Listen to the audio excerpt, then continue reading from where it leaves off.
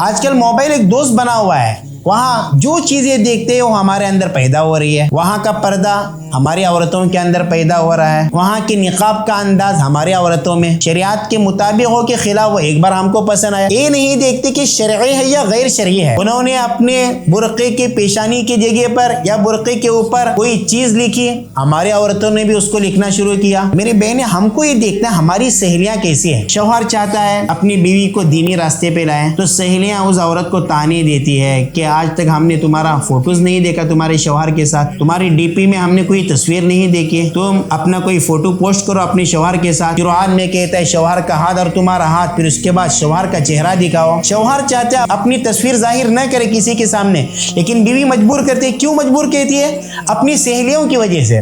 ان سہیلیوں کو ڈرنا چاہیے کہ آپ کسی کو برائی پہ آمادہ کر رہی ہے، اللہ کی طرف سے لعنتیں اترتی ہے، کیونکہ شیطان کا آپ سپورٹ کر رہے ہیں۔ اسی لیے کہا گیا وَكَانَ الشَّيْطَانُ لِلْإِنسَانِ خَذُولًا، شیطان انسان کو وقت پر دغا دینے والا ہے۔